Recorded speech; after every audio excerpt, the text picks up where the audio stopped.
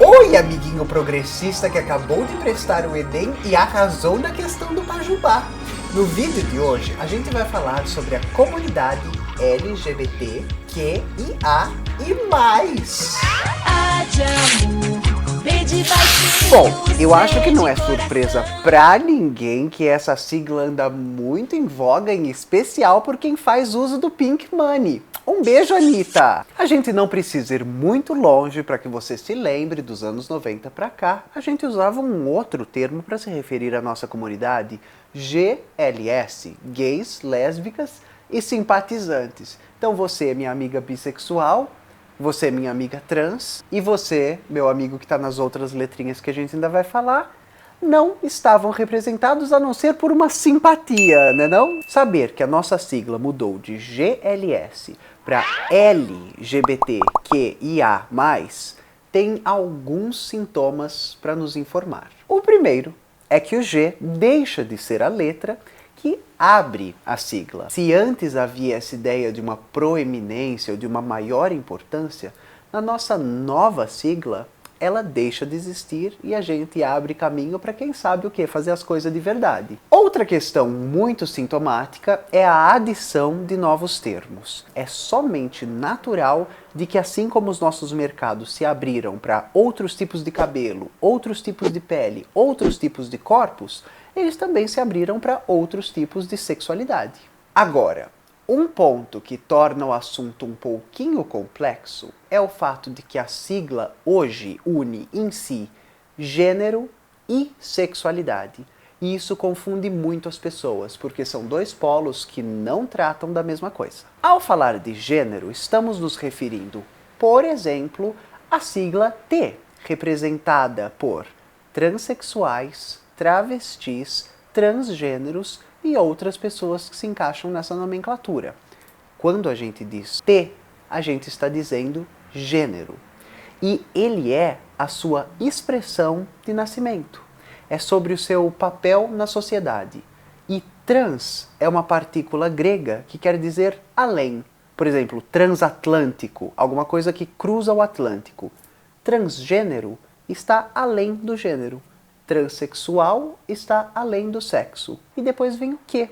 De queer. Pessoas queer são pessoas que não se identificam com padrões binários de gênero.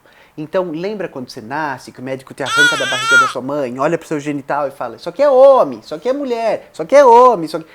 Não é bem assim para pessoas queer. Essas pessoas, elas têm uma tendência a, ao longo da vida, dizer parça, segure seus rótulos. Eu mesma, ou eu mesmo, ou eu mesmes vou me definir. E finalmente chegamos ao I. Não, pervertidinhos! Não é o meu programa que está no ar todos os dias às 11 da noite no I Entertainment Television.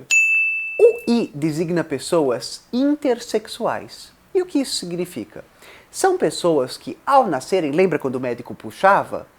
Olhando ou não têm genitálias ou aparelhos sexuais, ou aparelhos reprodutores e reprodutivos, que eu gosto das duas formas, que dizem respeito a uma nomenclatura binária. Vamos supor, nasci com uma genitália feminina. No entanto, com um aparelho reprodutor masculino. Isso acontece muito, é muito comum. Ou vice-versa. E essa sigla é muito importante para que a gente entenda que corpo físico não define gênero nem sexualidade. Bom, chegamos ao A, agora não tem nenhum programa para entrar, que pena, Ana Maria Braga, um beijo. Mas o A designa pessoas que são o quê? Assexuadas. A partícula de negação. Amorfo, atônito. Partículas de negação, certo? Assexual é a pessoa que não se sente apta, capaz ou afim de performar sexualidade nunca. E isso, menina, é revolucionário, porque você para para pensar. Quantas indústrias, anúncios, produtos, serviços ou vivências são pautadas única e exclusivamente sobre o sexo? Bom, e chegamos ao mais. Quando a gente chega nesse mais, a gente está falando de pessoas demissexuais, pansexuais, intrasexuais. E uma pergunta que não quer calar é a seguinte. Ai, Ritinha, mas se somos todos H de humano, Por que temos LGBTQIA e mais. Anjo, somos todos H de humano sim, mas meça seus privilégios, parça, porque você que se recusa a ver a importância da existência de todas essas letras, não sabe o significado da palavra inclusão.